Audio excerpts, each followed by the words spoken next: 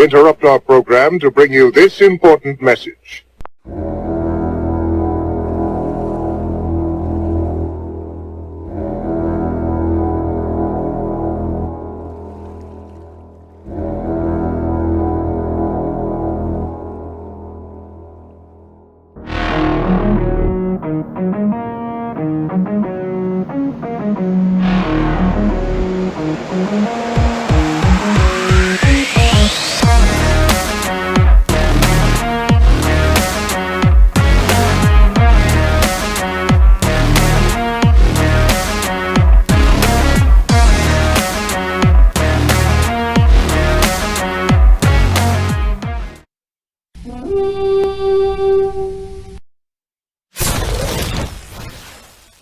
Hey everybody, welcome episode 8 of Vikings Uncensored. We're back again. They still haven't kicked us off the air, so we're going to keep on rolling. I'm Rhino. With me as always, my co-host Lance. How's she going today there, bud? Good. I'm in a good mood, so we'll see how it happens. We'll let it unroll and unfold. Yeah, so we've got a bunch of news from the NFL and some Viking schedule stuff going on today. So we're gonna run through that stuff. Then the big thing going on this week, of course, and will have already happened by the time you guys see this on Friday, is the 2021 NFL schedule is being released on Wednesday night. So we're gonna go through and break down the Vikings schedule, kind of give our comments, win predictions and stuff like that when we go through that. But we'll do that here later on in the episode. But without any further delay, I guess we'll get started on the latest news. Roll on. Let's do it. Woo! Might be a little hint for something later on in the episode here for that. Yeah. So anyway, news that broke on Monday. The Jacksonville Jaguars are signing former quarterback Tim Tebow to a 1-year contract to come play tight end for them. I can't believe it. Yeah, I know there was rumors about it before the draft started, and I thought it was just that. Oh yeah, Urban Meyer was always a big Tebow fan, so they just brought him in just see what's up and whatever. But lo and behold, here they come today that they're going to sign him to a 1-year deal. So. That's pretty nuts, man. The Tebow fever has returned. Guess what? I got a fever. And the only prescription is more cowbell. How long has he been out of the league? I know it's been a while. It's at least 5-6 years he's been out of the league, I think, and longer than that. This is like, and the thing with Tebow really is make it through training camp, but then if he does, then I'll be like, wow. Yeah. And teams wanted him to make the move to tight end, after the run with Denver. But he said, nope, I'm a quarterback, and that's all it's going to be. So then he didn't get a job, and he waited till he got to be 33 years old, and then decided to make the switch over.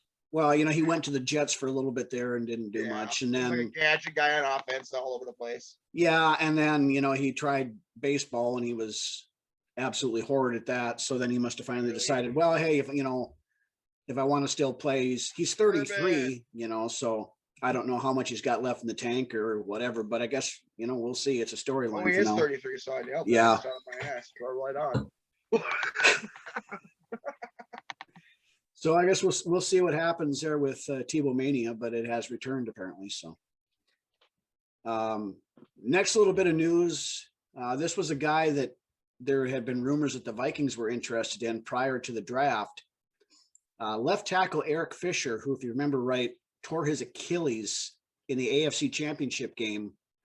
Yep, that was a big blow. Yep, and big part of the reason why, Patrick Mahomes spent most of the Super Bowl running for his life was because they lost both their tackles and everything. But the news come out today that he's going to sign a 1-year deal with the Indianapolis Colts. I think it was like $9 million or something like that. The contract ended up being. Yeah, I mean, he's a hell of a player, you know. You get the fucking wrong end of the deal there at Kansas City, but that's how it goes in this league. Yeah, I mean, you know, they had to cut some corners and stuff too, a salary cap, you know, with in order to get some stuff, and they got, you know, younger there at the position too. So either way, it's just a new chapter in his life. So yeah, good for you, Eric. But that, you know, now that's another thing to help. You know, Carson Wentz needs protection, so they got a little help for him over there. So we'll see how it works out for him too, I guess. But yep. Then the next thing, I guess, is the dates for the rookie mini camps and OTAs and everything are out now. For the Vikings, the rookie mini camp is this weekend, May 14th through the 16th. And that's going to be, you know, the 11 draft picks and then the 11 undrafted free agents that we got. So we're going to get our first look at. Once we get these mini camps going, man, you know, it's getting there. We're going to get our first look at some of these guys, you know, Darisaw, Kellen Mond. I don't know if Wyatt Davis is going to be good to go or not. He'll be there, I'm sure, but whether, you know, what he does, right. I guess, I'm guessing they're on the sideline with the athletic trainers and shit. Who knows? Yeah, they're not going to force him if he's not ready at this point, because they as long as he's ready for training camp, that's the big thing. Throw some duct tape on it and get out there. Yeah, rub some dirt on it. It'll be fine. Latte, $4. Shake it off, Johnny. Rub some dirt on it. Right. So there again, so that's the this coming weekend. You know, as we're talking, the first day of minicamp will be over by the time you guys watch this Friday night. So then the next thing on the schedule is OTAs. Those will start May 24th through the 26th. Then the second round will be June 1st through the 3rd. And then the third round will be June 8th through the 11th. Now, you know, like 2 weeks here. Yeah. Now, you know, those are optional. You know, there's a lot of players that have workout bonuses and stuff that are tied to those that will have to show up. You know, we went through that a couple episodes ago. Incentives. And, you know, there was the big hubbub about, you know, the James. Yeah, the NFLPA telling players to stay away and just work out at home and do the Zoom stuff like they did last year. Then the Juwan James thing happened. Yeah. And they designated that as a non-football injury, so he's not get compensated for it. Right. So then about 2 days after that, there was a letter that the NFLPA put out.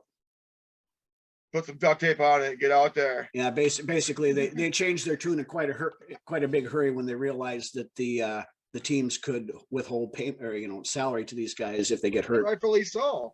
Yeah, I mean there's no reason now. I hate it when they sign this piece of paper and then they decide that, oh, I don't need to, you know.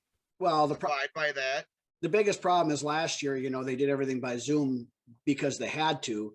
Right. Well, then they got an idea. Well, if we did it last year, we can do it this year. Well, no, we're trying to get back to some sense of normalcy here. So you get your ass back there in person. There's much more of an understanding on what's going on now than what it was a year ago. Right. And, you know, you've got, you know, the protocols, you've got, you know, they're pushing to get everybody vaccinated. It's not a requirement, but, you know, so yeah, the players should be there. And I think it's going to be most of them are going to show up the way it sounds now because of that injury deal that, you know, they run that risk. So that's yeah. Good. If it was me personally, I would be there. Oh, absolutely. So would I. That's just me, but yeah, absolutely. So then the next thing is the mandatory minicamp. That is June 15th through the 17th.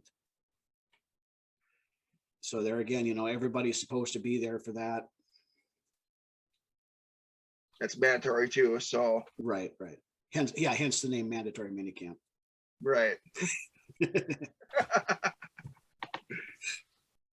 Okay, so then, and then the other big thing, of course, when we get down to training camp itself, that opens up July 21st for the rookies. Then on the 23rd, the quarterbacks and any injured players who need to come in for treatments and stuff like that need to be there. And then everybody else, all the veterans have to be there by the 28th. So right. once they July. They get that like after the mini camps, they get that like that month off then. Yep. And then they come back for the training camp. Yep. And then, you know, once the 28th rolls around, then we're full speed ahead with training There's camp. always that little month there in between for somebody to get in trouble. So Yeah, which, that's usually where the most of this shit happens, is in between, right then and there. yeah, we don't need that Seems shit. to So, anyways. Yeah, absolutely. Get the fuck out of here, Juju. because the last thing we need is more excuses for this team for the upcoming season. So, Yeah. okay, then there's a couple other little tidbits this week. Just came out, I think it was today or yesterday, one of the two, or Sunday or Monday, one of the, as you watch this. The Vikings have signed tight end Shane Zylstra out of Minnesota State Mankato. Now, if His brother. the name Zylstra sounds familiar, his brother who's now with the Panthers, played with us in Still with 2018. Panthers, yep. Yep, he's still there. But his brother's a wide receiver. He's a tight end. But we're a little. His brother played receiver in college, but the Vikings' plan is to move him to tight end. Yes. Okay. Yep. Yeah, and we're a little weak He's in the got a tight. big frame. Yep, we're a little weak in the tight end department. So anybody we can bring into camp, is help. So, yeah. Then the next little deal we got here created quite a firestorm over with our neighbors to the east. Adam Thielen was on a podcast, and they had asked him about what it's like to play in Lambeau Field. And now Shit out of this. yeah, they twisted it up pretty good. They cut bits and I like pieces out of it. Oh yeah, and anything that pisses off the Packers fans, I'm all for it. Oh yeah. But the comment that was released was that Thielen had said that there's nothing better than leaving Lambeau with a victory. He says there's literally nothing better. The whole stadium's not nice. There's nothing fancy about it. It's got bleacher seats. Now, what they cut out of that conversation Everywhere. Yeah, it's like that. Shit, the walls.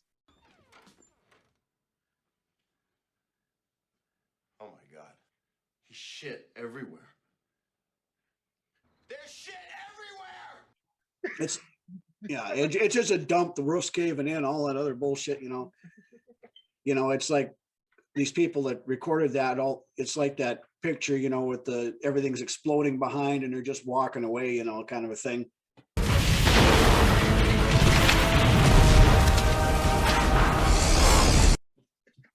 But Thielen was on with I can't think of his name again now. Pat McAfee's podcast. Molly. Yeah. Damn it, I'm good enough and I'm smart enough, and gosh darn it, people like me.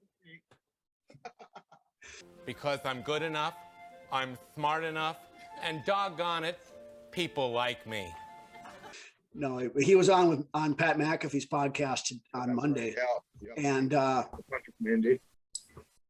Former and hunter. they asked him to clarify, his vile, disgusting comments. McAfee, he's another one that just likes to take the stick and prod and poke and whatever, Right, he knows. Yeah, it was all part of the bit, but they asked him to clarify it, and Thielen's said, "Well, I'm not going to apologize for what I said." He said, "But that wasn't the whole thing." He said they asked him.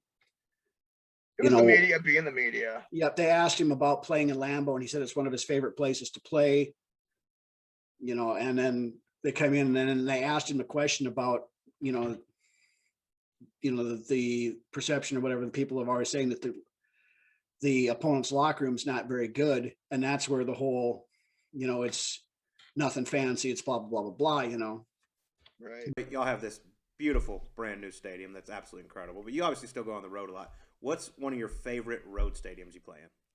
Yeah, that's a good one. I think there's a couple ways to look at it. So I think my favorite place to play is Lambeau, just because it's the Packers and like the rivalry. Yeah, like there's nothing better than leaving Lambeau with a victory. There's literally nothing better. But on the reverse side, there's nothing worse than losing there and having to leave there. Like, so what's that locker room like compared to what you have at Minnesota now? Yeah, it's terrible. I mean, and the whole stadium's not nice. Yeah. It's not. There's nothing fancy about it. Like it's bleacher seats. Yeah.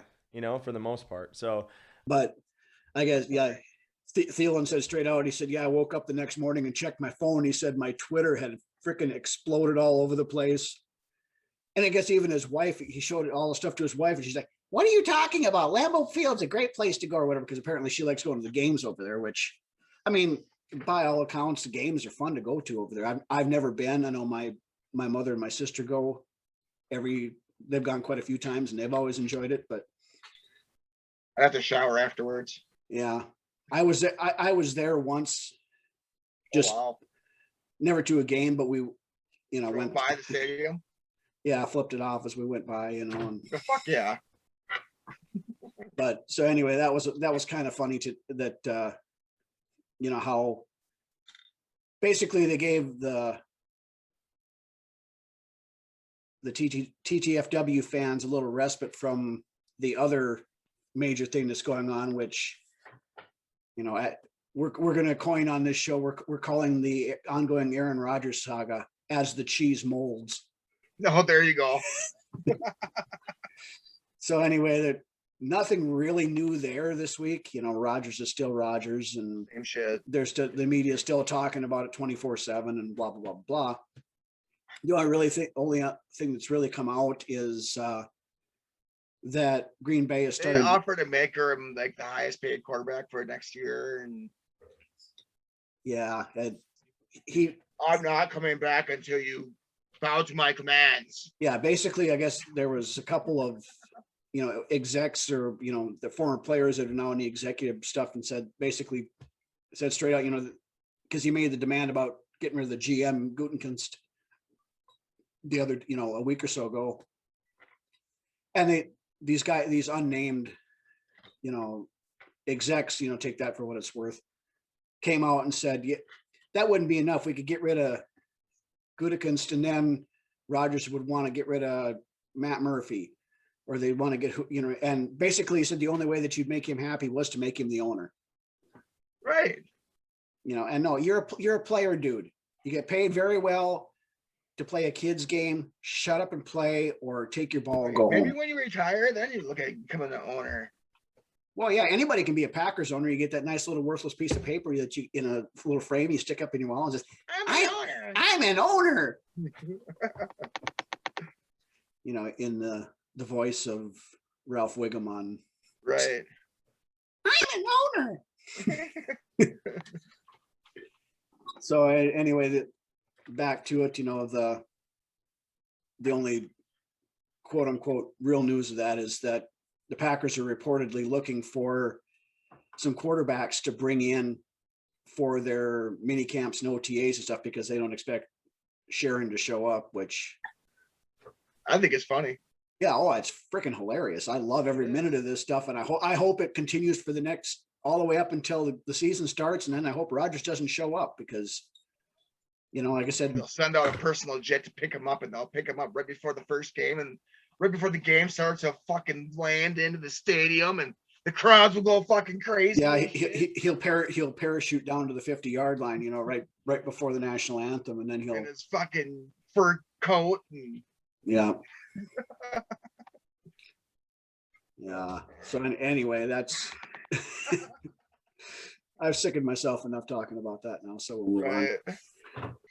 Alrighty. So now we got to the point of the show where we're gonna go through the schedule, which got released Wednesday night, and actually got leaked from about 17 different places during the day on Wednesday, but then the official. I think by the time 4 o'clock rolled around in Central Standard Time, I had pretty much knew. Yeah, we pretty much all knew what it was, but it's officially official now. So just real quick on the preseason, we have 3 preseason games. The first 2 are at home against Denver and Indianapolis, and then we go on the road against Kansas City for the final preseason game. I think a lot of us are just mostly excited to see those rookies and see how they play during those games. Well, and that's a big thing. I mean, nobody really cares, who wins, who loses, really. Right. Preseasons, it may make for better football this year just because they get that rust shaken off. Hopefully. Yeah. We'll see how it goes. But anyway, let's get into the meat of the stuff here, the regular season. Meat. Week 1.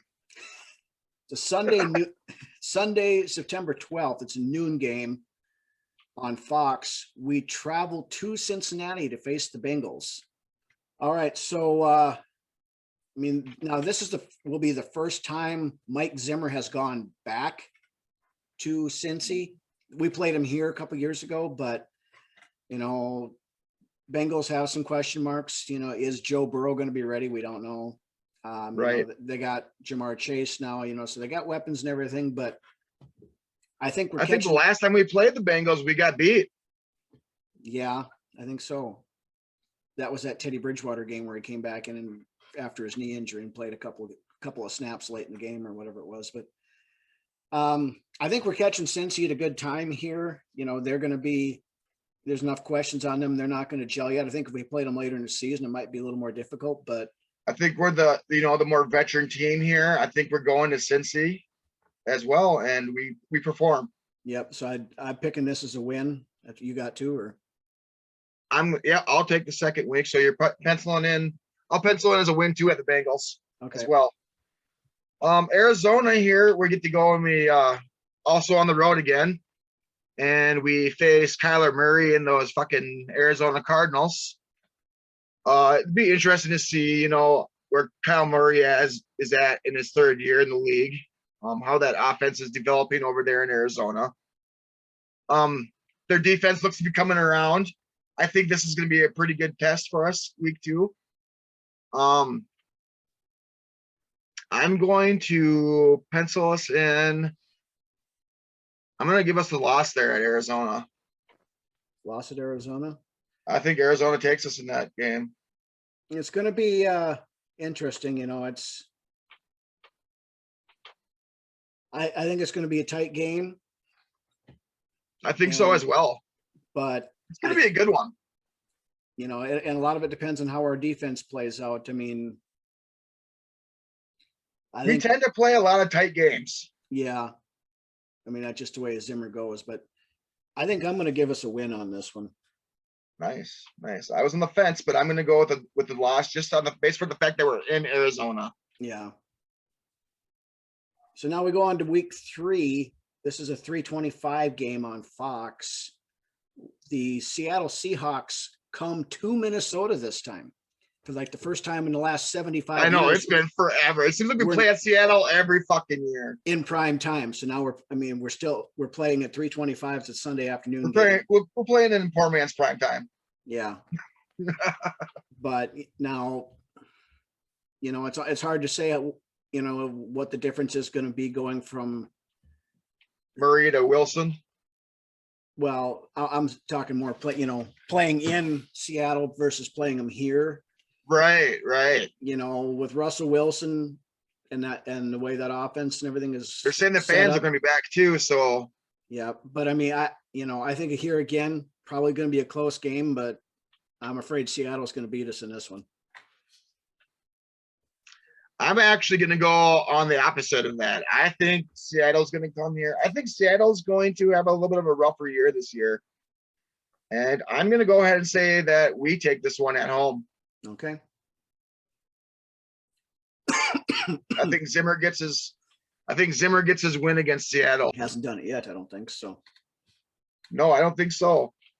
All right. Pete Carroll, that gum chewing son of a bitch. Okay, on to week 4. We have Cleveland at home.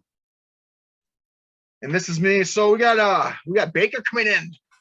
Baker Mayfield coming into US Bank Stadium. Browns, Stefanski making his return to Minnesota. Oh man. This is gonna be a big one for me. I'm going to say we pull one off here by a field goal. I'm going to say Zimmer comes out with some adjustments in the second half, and he walks away with the win here against the Browns. Okay. Cleveland is looking like it could very well be one of the teams to beat in the AFC. They made some adjustments to Cleveland rocks. To try to, because their goal to try to slow down, teams like the Chiefs with Mahomes and stuff that's what got them last year. It all comes down to how Mayfield is this year. Is he going to progress or is he going to take a step back again? He's going to be up and down, but here again, I I think Cleveland beats us in this one. I do. So I mean, There you go. So we're 2-0 on the road, and 0-2 at home, which not a great way to start, but That is not a good way to start. all right. So we go on to week 5 now. This is another Sunday noon game on Fox. The kneecap biting Motor City Kitties come to US Bank Stadium. We get the Lions. Jared Goff led Lions. Yep. So, here again, and we've talked about Detroit before. Yeah, they've made a lot of stuff, and there's always a hype and a hope in Detroit every year. But until Detroit proves that they're something different than what they've always been, they are what they are. Yeah. And this is the first year under new head coach Dan Campbell. So so we don't know what's going on there, but I say we get off the schneid and we take Detroit in this one. Get off the schneid. I also have the Saddam for the win there. Okay. Then on to week 6. This is yours, Lance, at Carolina, Sunday noon game. At Panthers, you got Darnold and his new team. I think, the Panthers have a lot of question marks right now. I don't think we know what we're going to get out of the Panthers quite yet. McCaffrey coming back from injury. Bridgewater not under center no more. Darnold, takes that spot once again from Mr. Two Gloves himself. I think we come away with the win there. I think Darnold sees some ghosts in the secondary. We get a couple turnovers, and we walk out of Carolina with the W. Okay. I think this is one where I'll agree with you on. I think we're going to probably win here. We tried our damnedest to lose to them last year, but the defense had its issues last year with us. So I'm hoping the defense will make the difference again this year. So I'm going to give us a win on this one too. So we come up to week 7, which is the bye week. So after 6 weeks, right now, Lance, you have us at 5-1.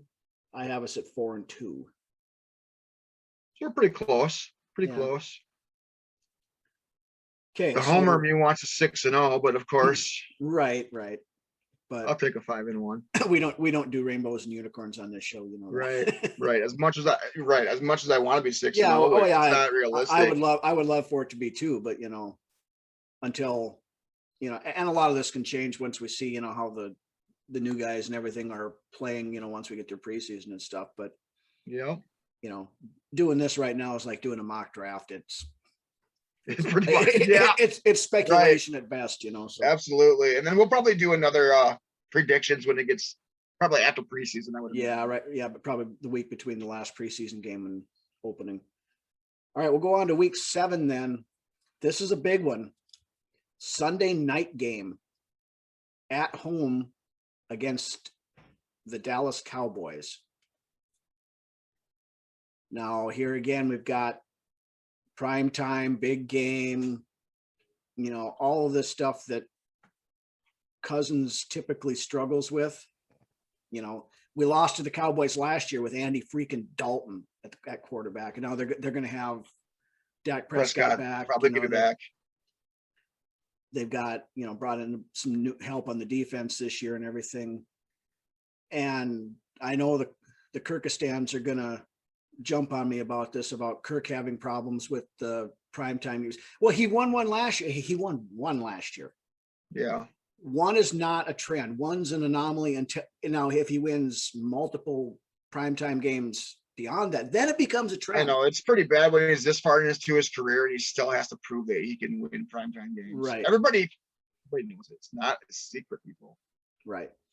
So, I'm gonna, with all that stuff and the way Kirk tends to play in primetime and everything else, I'm taking a loss on this one. Okay, I can hear you there. I see that we are at home. It's a Sunday night game. I never take the bait on the Cowboys, ever. No, I don't. I usually don't either. But like I said, I expected them to be crappy last year, and they still beat our asses. So I know. didn't help that Dan Bailey missed 57 field goals in that game. But that was that was so embarrassing. Andy Dalton. yeah, I'm actually gonna pencil us in as a win here. I'm gonna put us in as a win. I think we get that primetime game. I think the Kirkistanis are gonna be happy. They're gonna be slobbing all over Kirk Snob, which is fine. I can give a guy a pat on the back when he deserves it, and I've been known to do it in the past. I've given Kirk a thumbs up when he needed it. I've given him a thumbs down when he's needed it. right. But I think Kirk pulls the win out here on prime time. Okay. That's how I think it goes. All right. So now the next game we have is a Sunday noon game at Baltimore. What do you got on that one, Lance? Our defense so it doesn't like to play against quarterbacks that like to do improv. And I know Lamar likes to do a lot of that. I don't think we've played against Lamar yet. I don't believe so.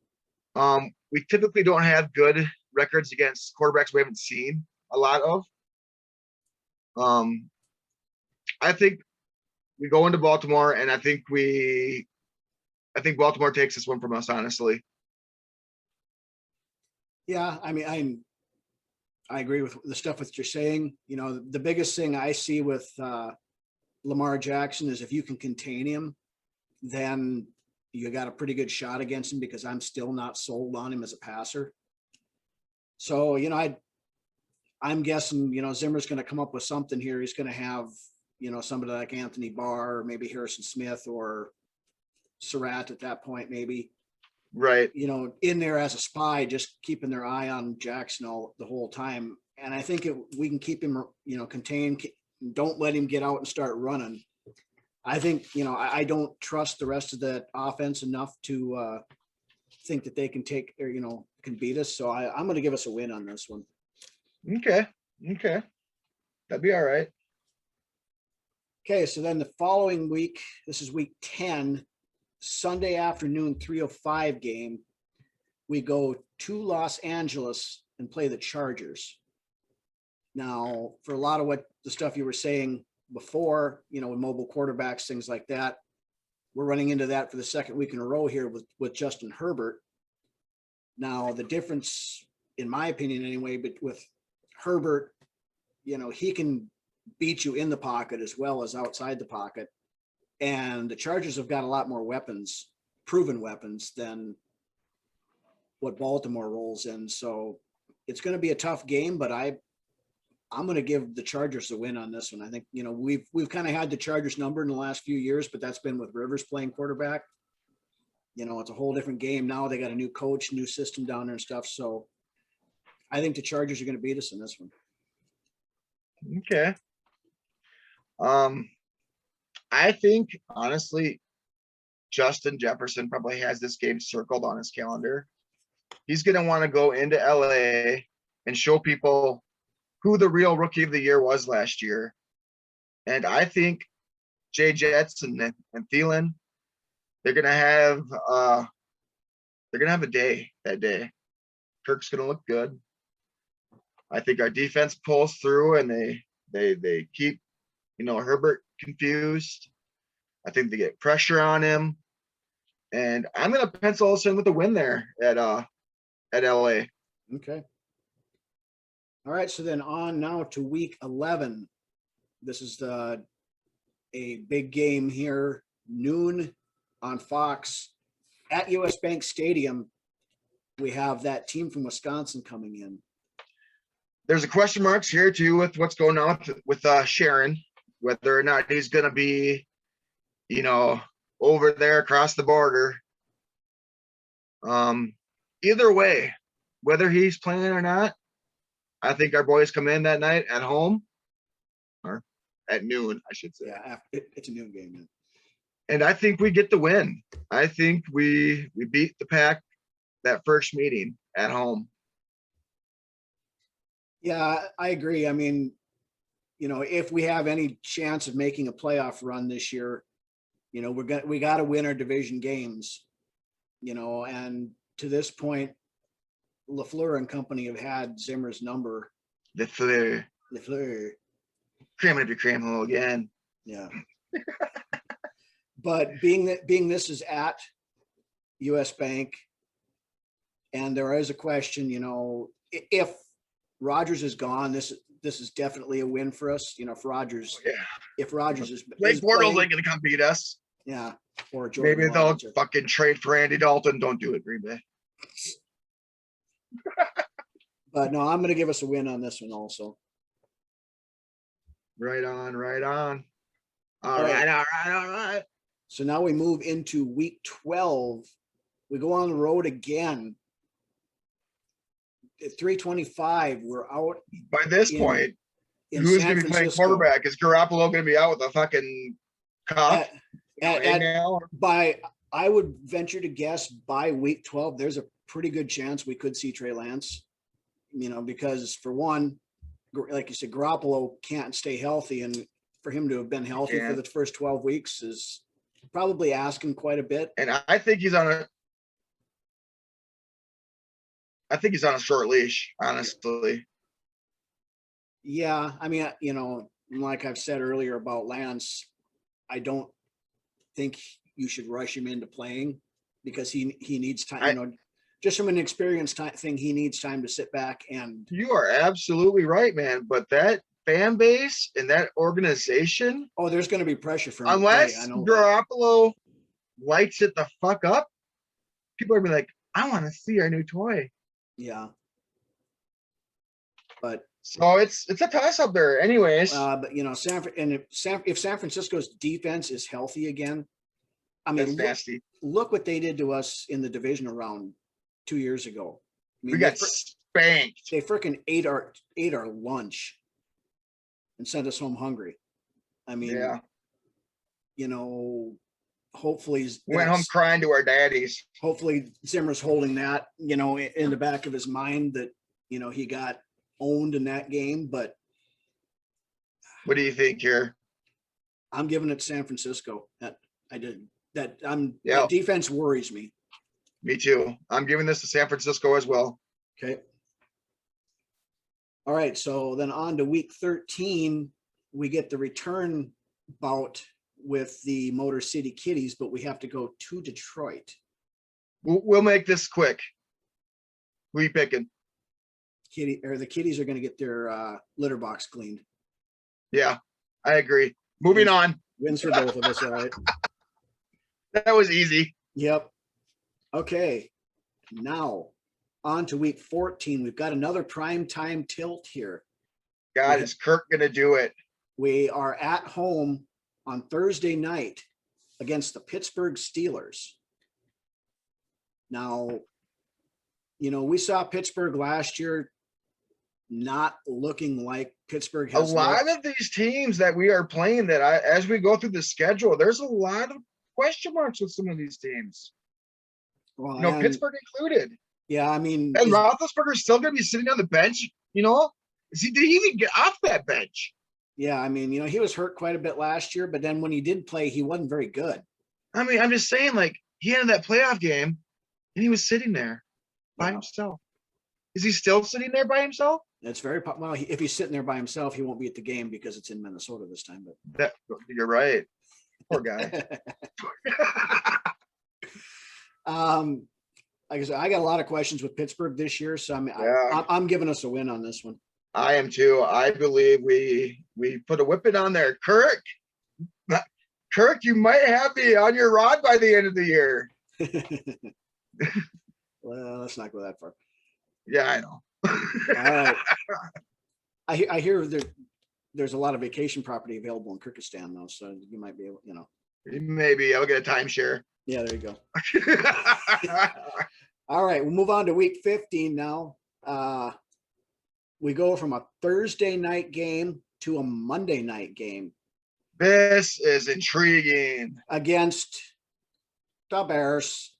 The Bears. In Chicago. Once again, who is going to be quarterback? It's either going to be Andy Dalton or by that time it could be Justin Fields very easily. You know, I'm going. My gut is telling me, a loss. We tend to give one to Chicago every single year, especially when it's prime time and in Chicago. and in the cold. Yeah, yeah, because it's December 20th, so it's gonna be Kirk, cold by you're that getting time. what, 4 fucking primetime games this year, Kirk? That's not good. That's No. not good. And Yep, I'm giving you the loss here, bud. I'm gonna drop an Kirk, L on. you have not. I'm Yeah, dropping an L on him too here. and he has never looked good against Chicago. I'm going to tell you why I don't like Kirk Cousins right now, and I'm going to make this really quick. People question me, "Why you don't like Kirk Cousins? He's your quarterback. You got to love our quarterback." No, I don't. He's not our guy. Never was. Came here, I was all about Kirk. Played Chicago, and I know everybody that's a Vikings fan knows what the fuck I'm talking about. Played Chicago. Look at his face at the end of that game 2 years ago. We win that game, we're in the playoffs. Yep. He looked disinterested, not like a leader. He looked defeated. I will never forgive him for that, ever. I seen what I needed to see that night. Done. Mic drop. That's why I don't like Kirk. He's got to win me back. I agree. So, okay. Anyways, we'll move lost on. at Chicago. Yep. Move on. Then we go to a Sunday noon game. We get the other LA team, the Rams, and our old buddy Matt Stafford coming back to US Bank. We're playing him here. You know, I'm going to be real interested to see what Stafford can do on a team with a lot of weapons and a good defense. You know, something that's not a raging dumpster fire that's been smoldering for the last 50 years. This could be a renaissance. It could be. Now, that being said, we know quite well what we need to do to beat Stafford. Yeah, So I think we're on the same page here, too. I'm giving him a win on this one.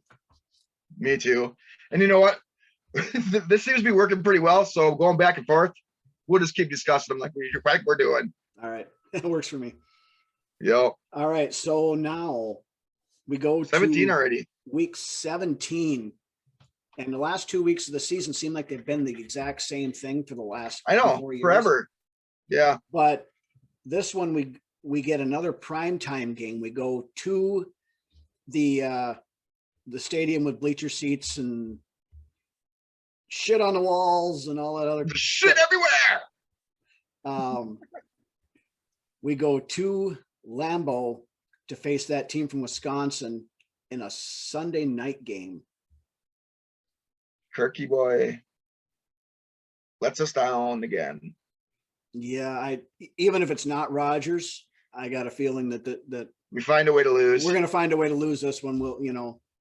We always have those inevitable piss a game or down our leg type thing, and especially if it's if we're going against Bortles and he beats us there. I mean that would qualify as a piss right. And this is deep into December, early January. So and this is at the time where we're going to be needing to win games in order to, either try to win the division or try to secure a wild card spot. And if we're playing Rodgers here, yeah, and they need to win, I don't know, man. Depends on where we're at morale for team wise, and I don't know. I don't have a good feeling about this one. I'll put us in for a loss here. Yeah, I'm going to do the same. All right, so now we go on to week 18, final week of the season. We get the Bears at home to finish off the year like we have for the last. We seem like we play the Bears at home at the end of the season as many times as we play Seattle in interchanging Seattle. with the Packers as well. Yeah, yeah. It's the Bears and the Packers. It seem like they're always the last 2 games of the year, which. Yeah, the league does that on purpose, to set division games up. So I get it, but it seems right. like we never played Detroit in one of those last 2 ones. But, I here again. This is a game that we're either going to need to win it to get into the playoffs, I think, or it's already going to be done with, and there's no pressure on it. But we've got to start beating Chicago on a regular basis. Something Zimmer has always had problems doing. Yeah, especially with since Matt Nagy's been there. He's Matt Nagy's a little bitch. But even with that, I'm going to give us a win on this one because I agree. I got the win here as well. Okay. So that's our regular season. Let me tally this up real quick. 1, 2, 3, 4, 5, 6, 7, 8, 9. I got us at 10-7. Lance, you have us at 1, 2, 3, 4, 5, 6, 7, 8. You have us at 12-5.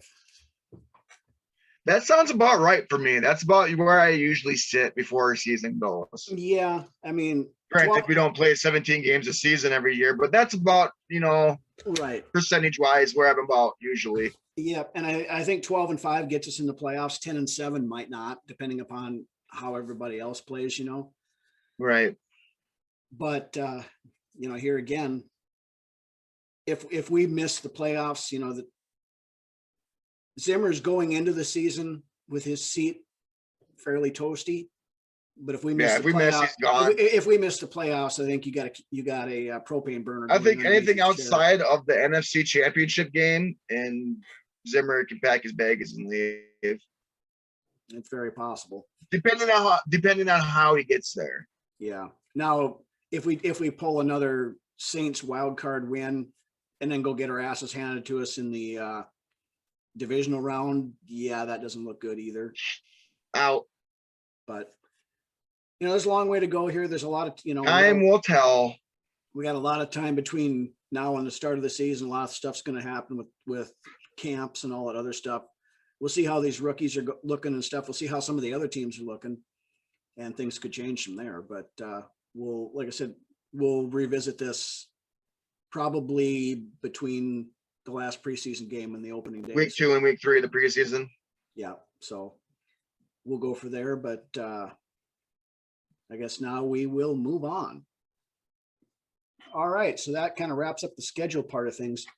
Now on to one of the newer segments we're bringing to you. The newer segments, one of my favorite ones here. We've done it a couple of weeks in a row here now. This is a good one. I like this one. Yeah, it's we decided to get a little bit charitable this week with our beer commercial of the week. So why don't you guys take a look at this, and hopefully it gets you in the charitable mood. Let us know what you think in the comments below. Did you bring anything for the clothing drive? No. Too bad. You get a free Bud Light for every article of clothing you donate. Sweet. Morning, Bob. Morning, Jim.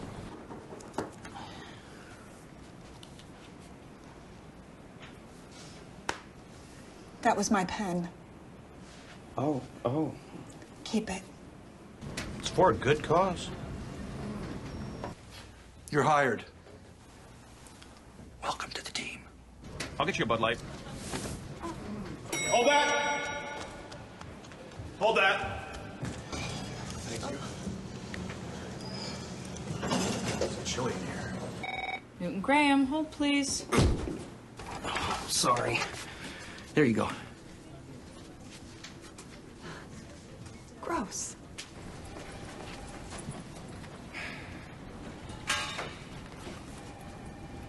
I'd like to congratulate Sarah on running the most successful clothing drive ever. Great job. Good.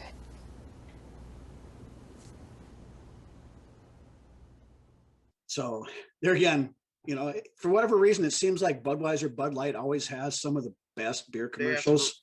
Some really good commercials for sure.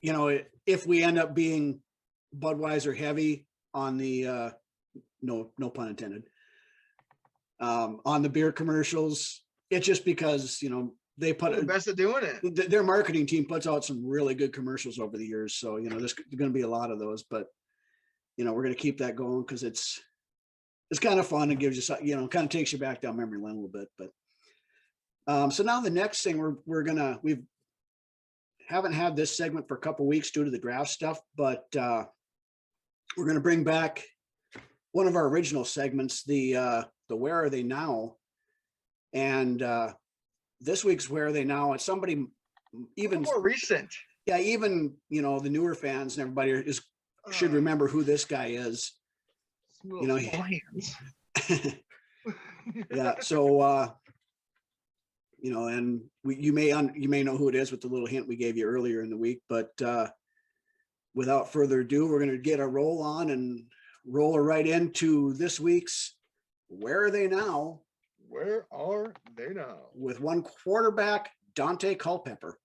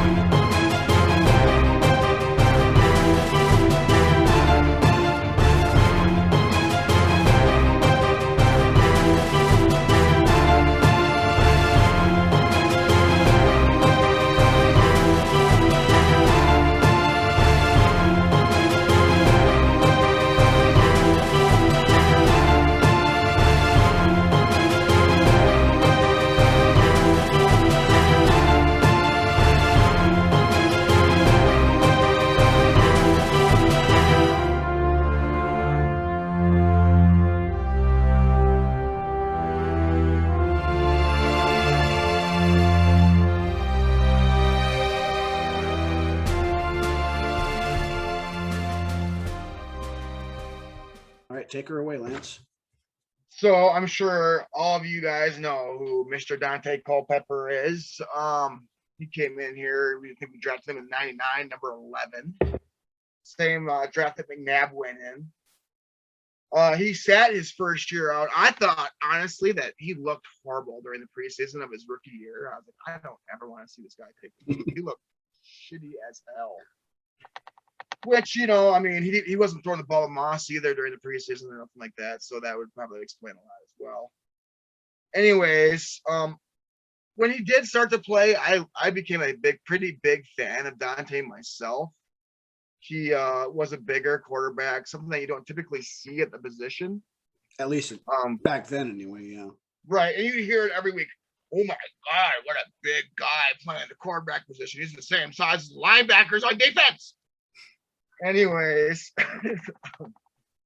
so the thing about that though is he was big, but I seen some of the craziest fucking fumbles and mind-boggling fumbles from Culpepper back when he was playing for us. Because he had small hands. Yeah, it was horrible.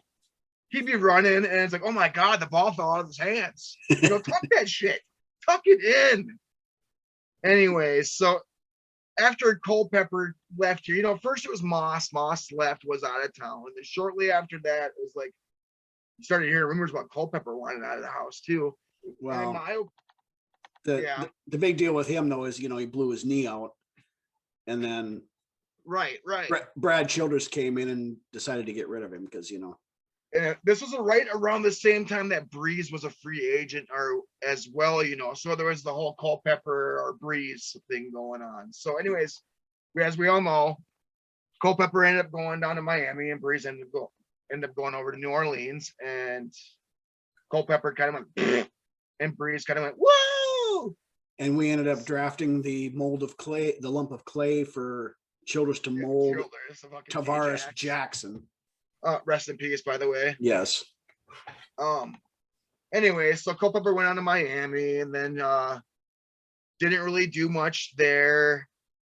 Went on to Oakland after that, and in 2008, he got injury. They say injury riddled, and his performance His performance fell off way back before he even got injured with us. Well, in my opinion. Yeah, I mean, part of it. I mean, Culpepper was a good quarterback, but he ran real hot and cold, and a lot of times it could happen in the same game. The thing of it is, if you got him flustered, he was done. Yep. You know, once Moss was gone, that fire and Culpepper was gone too. It forced him to have to diagnose the defense, and he wasn't very good when it came to reading the defense. Well, all you gotta do is chuck it up to two of the arguably the best receivers to ever play the game. It's not very hard of a job to do. Mm-hmm. Well, then when he lost his mobility after that knee injury too, that didn't help him out any either. Right, exactly. And I don't mean to rag on Culpepper because I really like the guy, but the bright spots of his career was really short. And Mm-hmm. it was the closest thing that we had to a franchise quarterback since Tarkenton, in my opinion. And Tommy Kramer. Yep. And Tommy Kramer. Right. So, anyways, he ended up leaving here, went to Miami, went to Oakland. He had announced his retirement from the NFL, where Detroit came in and said, we need some help over here in Detroit. So he ended up signing a 2-year deal with the Lions. However, in the season that he was playing, they ended up going 0-16.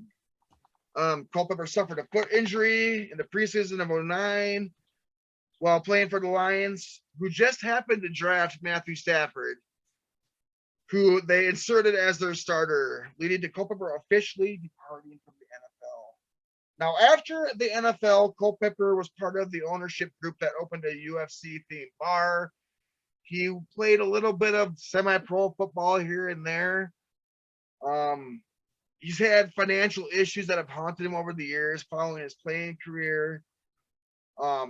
Culpepper really does still have a soft spot in a lot of us, diehard purple bleeding fans, but sometimes you'll see him at charity events every once in a while. A lot of Culpepper's recent news is kind of up in the air. I do know that he has owned a few businesses. Like I said, he owned a bar that flopped a year after that. He lost his home that same year that he lost his bar. So he's had financial issues that have haunted him for a while. He's now 44 years old. Hopefully, he can turn things around and have a happy ending. Not the Deshaun Watson kind of happy ending, but the right. So I wasn't really, able to, like I said, I wasn't able to dig much up recently, but right around the mid 2015, 16 is about where I got, and lots of missed business ventures. Yeah. So whether it's bad advice, it's a story for a lot of retired players. It is, and it's sad to see how many of these people, or players that were in the NFL, end up falling on financial hardships within 5 years after they're out of the league. I mean, but there's what happens with a lot of them. Most of them come from nothing. They get all this money and then they don't know what to do. They go and they go hog wild. They don't think about the future. They spend it. They fancy, just about knocked my computer over. Fancy cars and jewelry and hitting the clubs and making it rain, all this other kind of crap. He had been in some like rap videos for Cash Money Millionaires and stuff like that. So, I mean, whatever.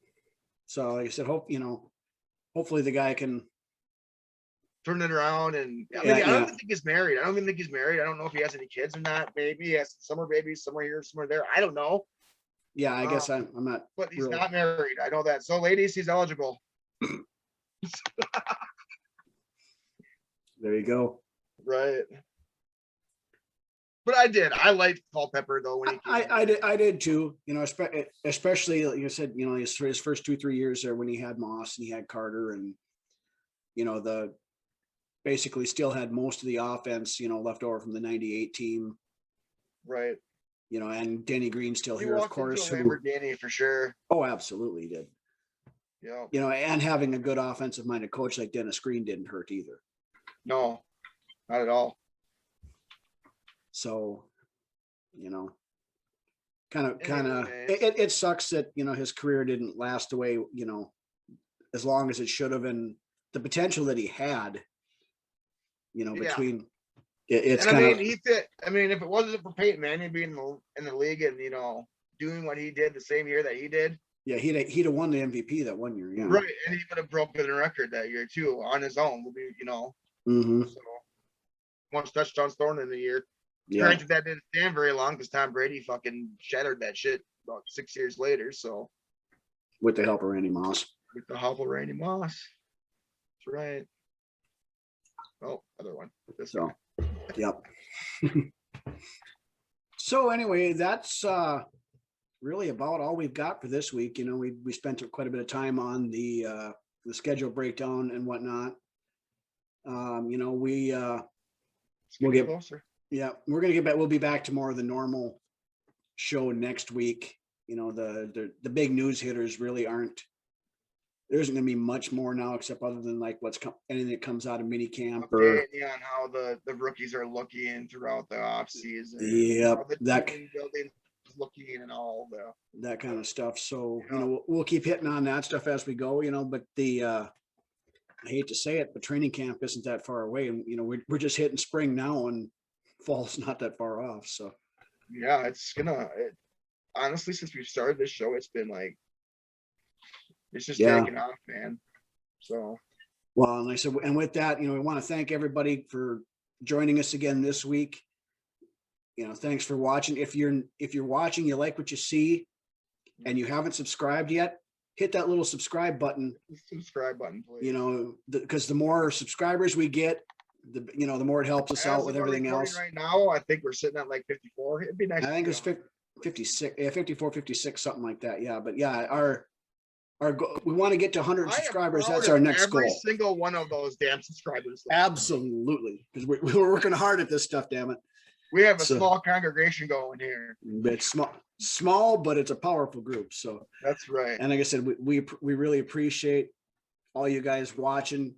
You know, if you have questions or comments that you want us to hit on the show, like I said, you know, please leave them in the comment section. You know, hit us on Twitter at Vikings Uncensored. You can leave your questions there, or on our Facebook page at Vikings Uncensored Podcast. We check out all three of those. And, you know, once we get a handful of viewer questions together again, we'll do another question segment in the show. We'll answer that. And, you know, even if you want to just, right. Even if you like the first awkward, no, we've had to have a couple other awkward silences moments there, but that was a good one. That was good. Yep. All right. I didn't want to do a full on belch on that one just because it went into the Homer Simpson. Right. God, that one I did a few weeks back, man. Yeah. So, but anyway, like I said, even if you know, if you want to tell us that we have no clue what we're doing, we have people tell us that every day. So not gonna be any skin off our asses if you're another one to tell us that. Whatever. You know, at least you're watching the show, whether you like us or not. We love all of our subscribers, or all of our viewers, and you know, tell your friends, have them. I'm happy for all the views and subscribers we get. Yep. Tell your friends about it. Have them come watch us. If they don't like us, they can tell us to screw off too. I don't, you know, we don't care. We just like to have people watching the show, you know, and as long as you guys keep watching, we're going to keep doing it. So with that, that's our show for this week. Why don't you take us out of here, Lance? Well, as things are getting warmer and the flowers are blooming and the sun is getting nice and bright in the sky, I hope life finds you all in good favor. And with that, we will see you next Friday. We'll see you guys.